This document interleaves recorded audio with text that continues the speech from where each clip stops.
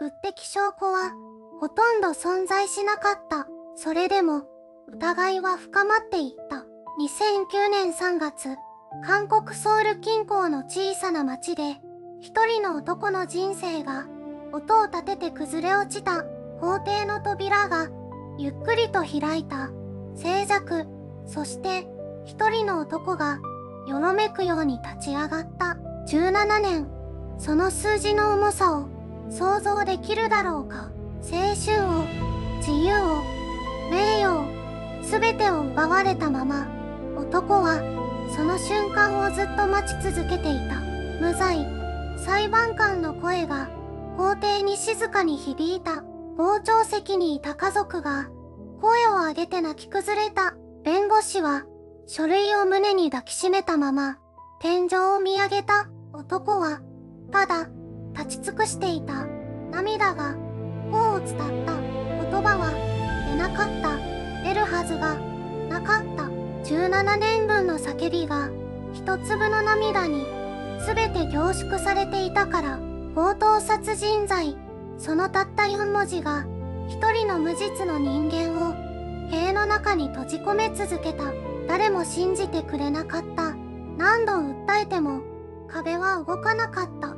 それでも男は諦めなかった。奇跡は予期せぬ形でやってきた。最新の法廷が開かれていた。まさにその時、遠く離れた現場で全く同じ手口の殺人が再び起きたのだ。警察は別の容疑者を逮捕した。その捜査の過程であの日の証拠が一つまた一つと姿を現し始めた。偶然が真実を照らし出した瞬間だった。けれどその扉が開くまでに17年という時間が必要だった。男は今自由の空気を吸っている。あの冬の朝、すべてが始まったその日まで彼の人生はごく普通の静かな日々だった。男の名前はキム・ジョンホといったソウルの郊外、小さな町で生まれ育った男だ。特別な才能があったわけではない。特別な夢を持っていたわけでもない。ただ、毎日を真面目に生きていた。朝は早かった。夜明け前に目を覚まし、冷たい水で顔を洗う。台所からは妻が立てる夜間の音が聞こえてくる。子供たちはまだぐっすりと眠っていた。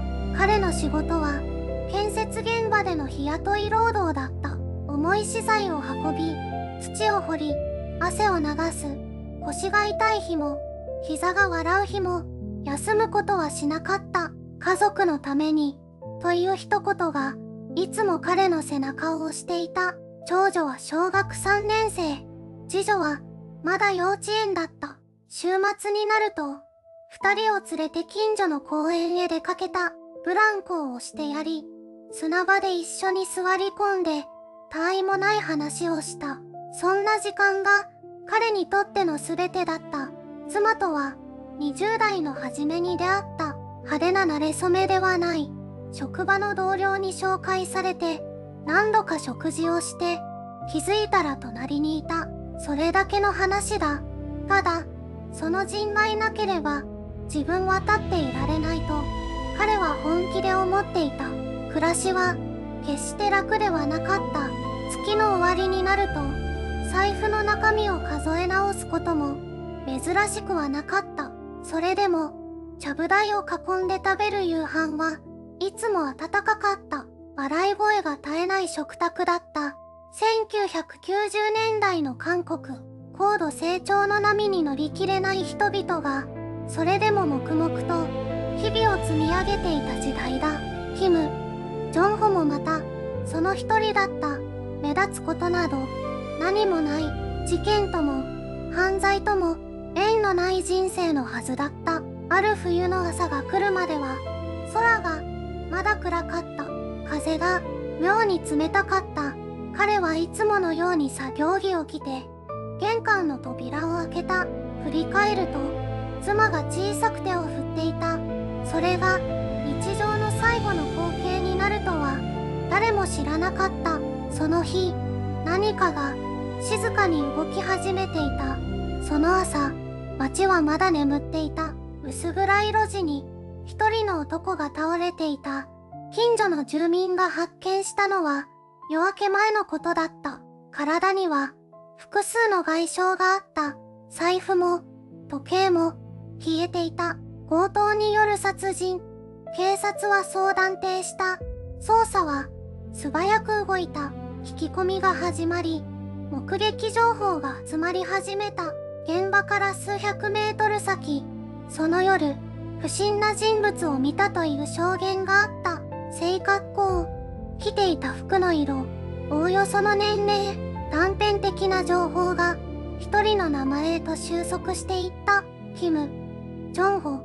彼の名前が捜査線上に浮かんだ。理由はいくつかあった。現場の近くに住んでいた。その夜、外出していたことが確認された。近隣住民の一部が彼の顔を見たと証言した。状況証拠だけだった。物的証拠はほとんど存在しなかった。それでも疑いは深まっていった。警察の取り調べ室は狭かった。照明が強く、逃げ場がなかった。何時間も同じ質問が繰り返された。お前がやったんだろう。なぜそこにいたんだ。早くしたためろ。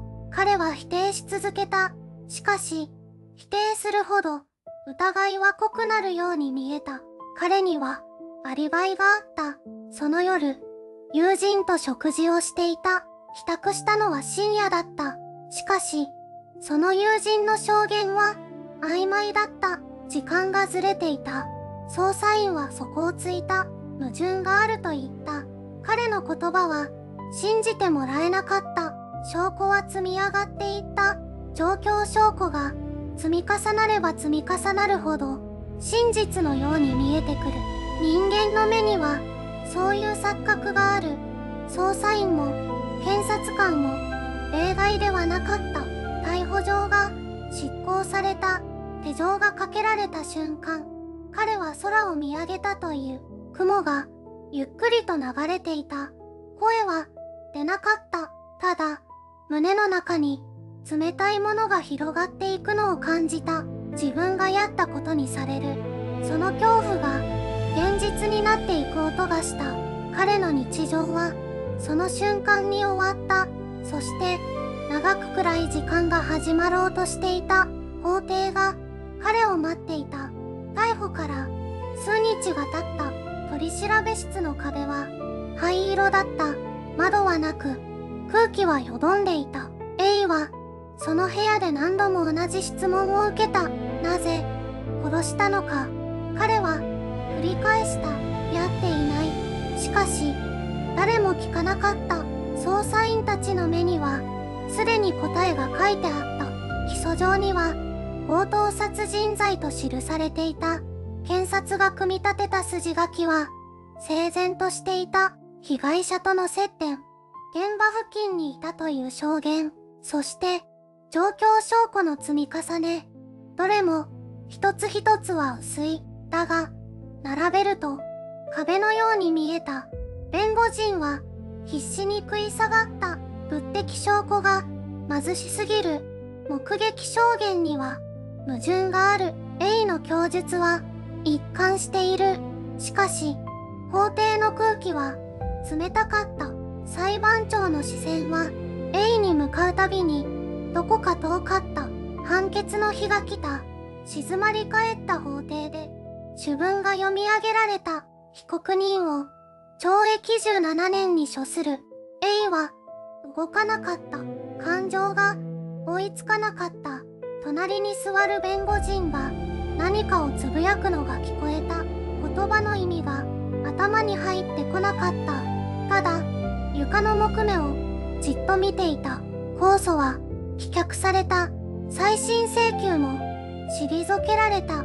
司法の門は何度叩いても開かなかった。後になって調べが進むにつれて一つの事実が浮かび上がった。現場に残されていた微細な証拠が正しく鑑定されていなかった。証人の一人が捜査員から誘導を受けていたとも言われた。しかし、それらは裁判の場で十分に検証されることなく、うずもれていった。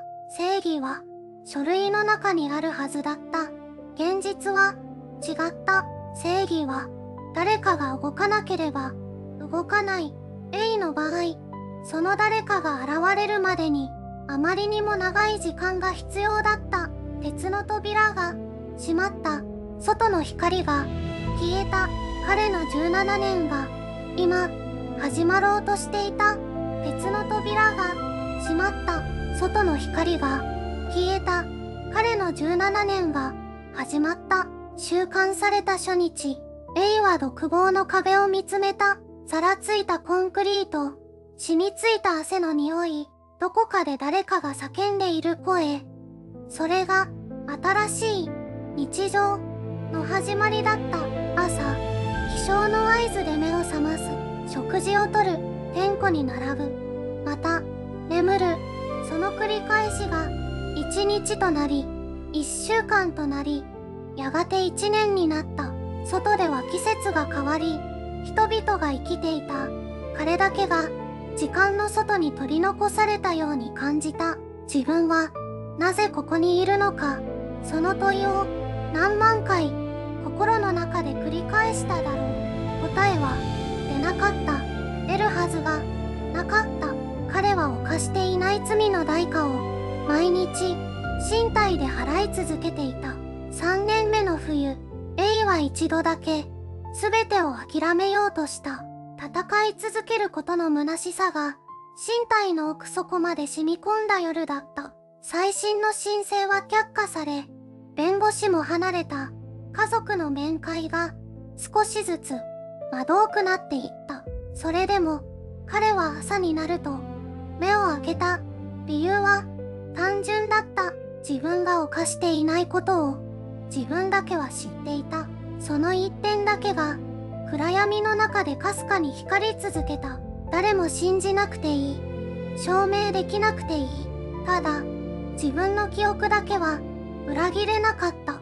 7年目、A は独学で法律書を読み始めた。難しい言葉が並ぶ分厚い本を辞書を引きながら1ページずつ読み進めた。理解できない箇所は何度でも読んだ。時間だけはあった。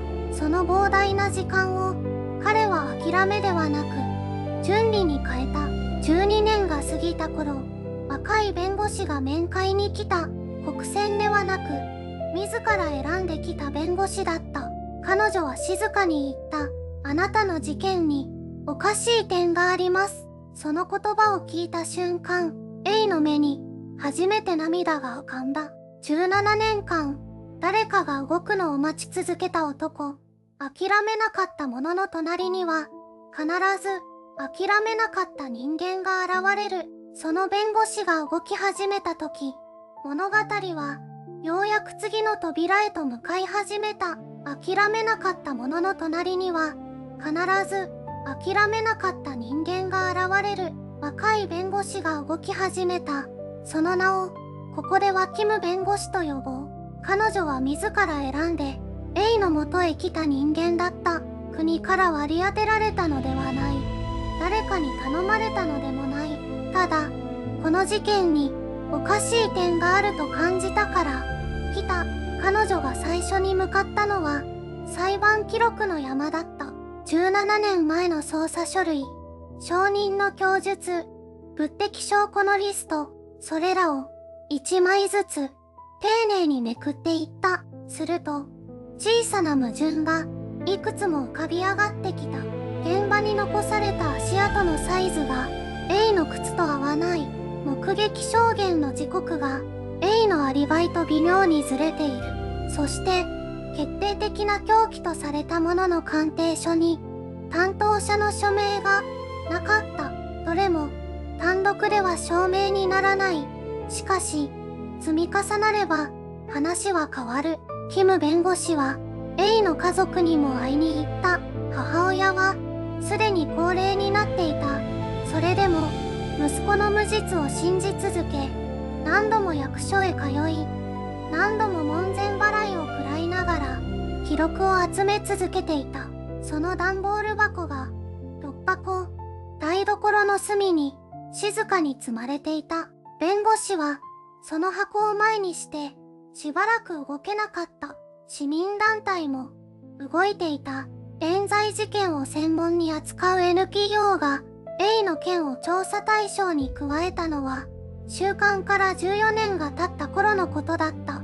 彼らは独自に元捜査員への聞き取りを行い、当時の警察内部に捜査を急がせる圧力があったという証言を一つまた一つと集めていた。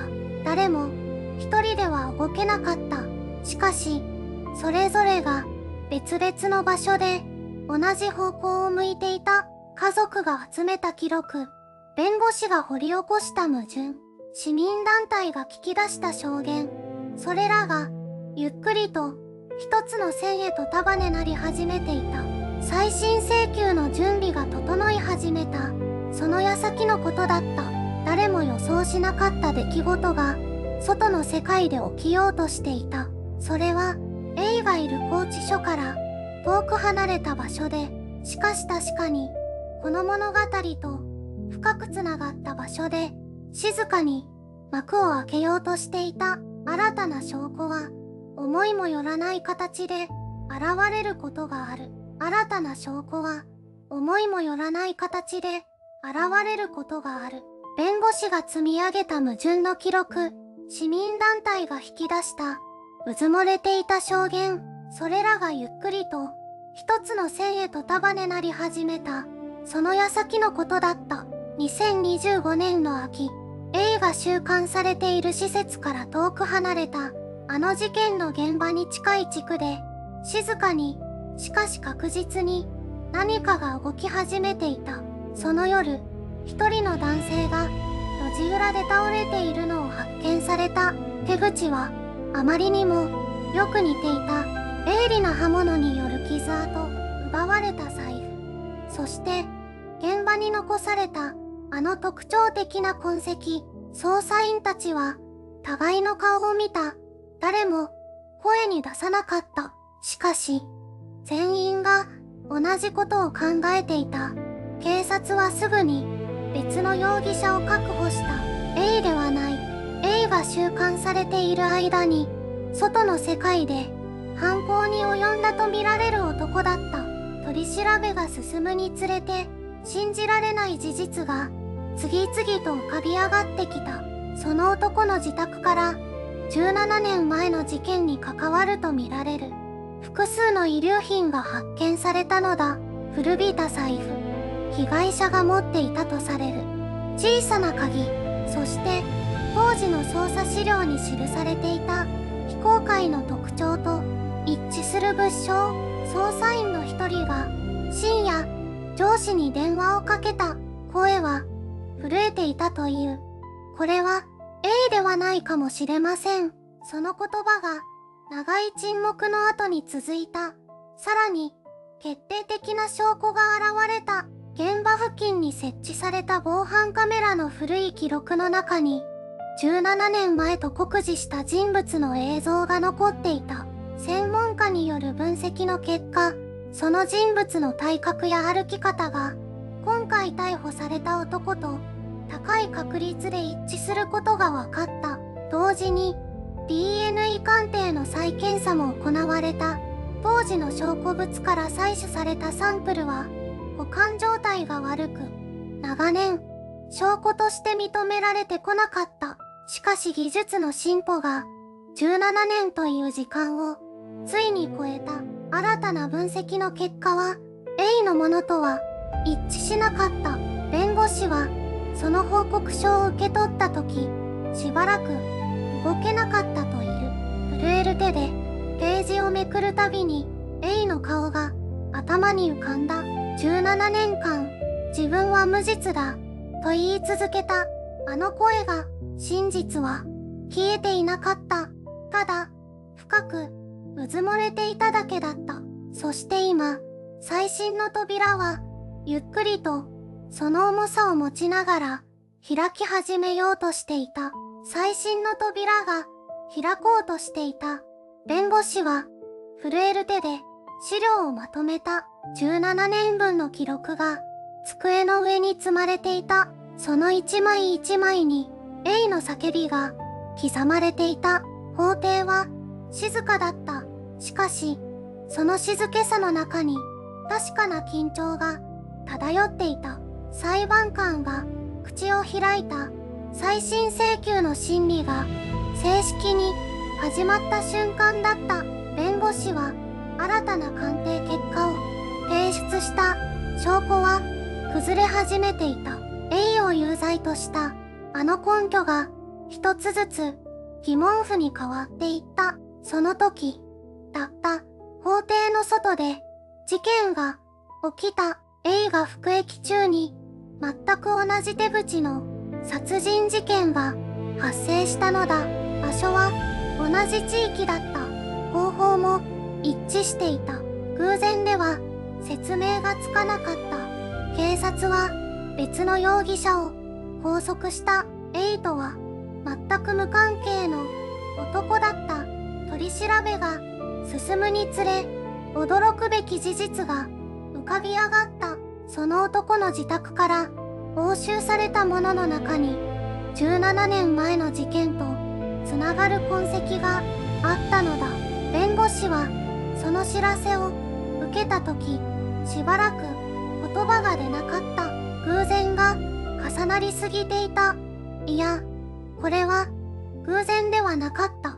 真実がようやく地上へと這い上がろうとしていた。法廷の空気が変わった。裁判官の表情が険しくなった。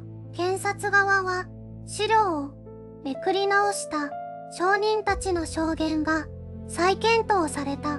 当時の捜査記録に見落とされていた矛盾が次々と発見された。A は法廷の席でただ前を向いていた。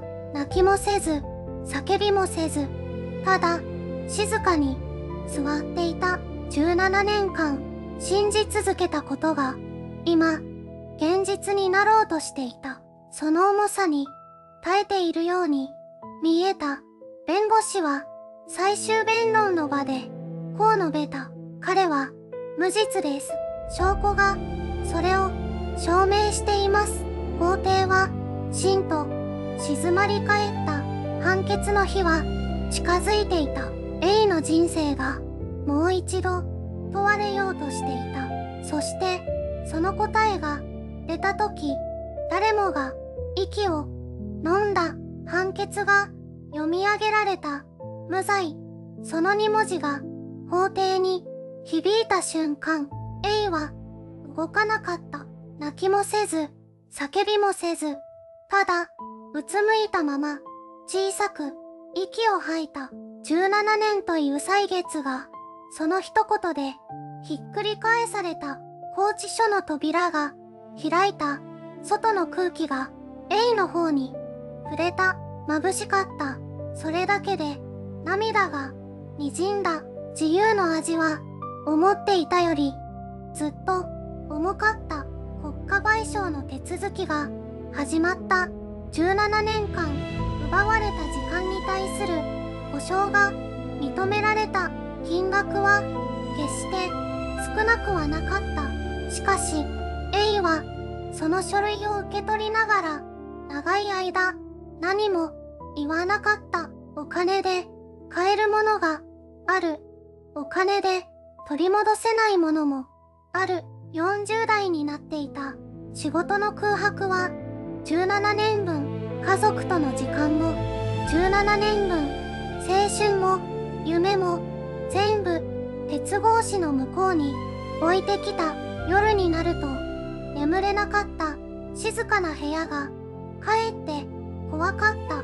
長い間独房の音に慣れた体は外の静けさをうまく受け入れられなかった。心療内科に通い始めた。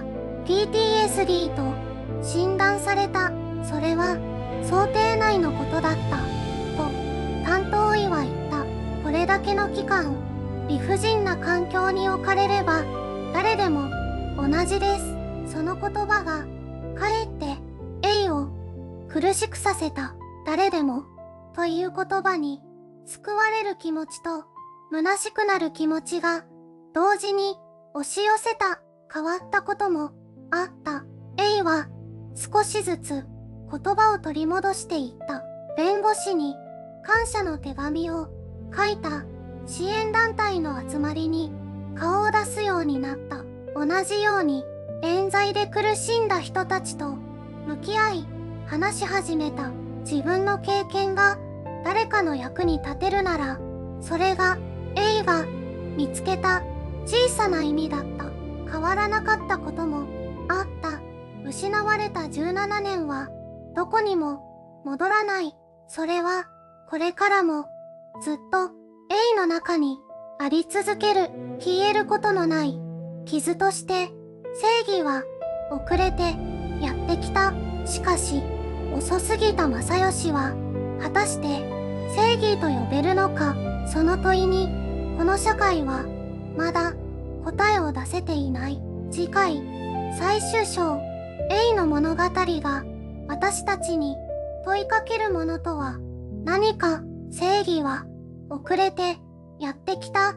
しかし遅すぎた正義は果たして正義と呼べるのだろうか。A の物語は終わった。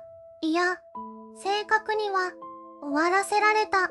17年という時間を誰かが彼の代わりに消費した。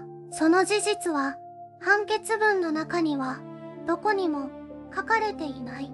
釈放された日、A は空を見上げた。同時空だった。変わらない青さだった。しかしその空の下で生きていた自分の時間はもうどこにも存在しない。誰もそれを返せない。問い直してほしい。あの夜誰かが嘘をついた。証拠は歪められた。そして一人の人間が17年間消えた。これは過去の話ではない。制度という名の現在進行型の問題だ。再審が開かれたのは奇跡に近かった。別の殺人が起きなければ A は今も塀の中にいた。それがこの国の司法の現実だ。無実を証明するために別の犠牲が必要だった。そこに深く立ち止まらなければならない。あなたに問いかけたい。もしあなたが A の立場だったなら、声を上げても誰にも届かない日々を耐え続けることができるだろうか。信じてくれる人が誰もいない法廷で、それでも真実を叫び続けることができるだろうか。正しいことが正しく裁かれる社会を作ることは誰かの仕事ではない。見ているあなた自身の問題だ。A の17年は終わった。しかしこの問いはまだ終わっていない。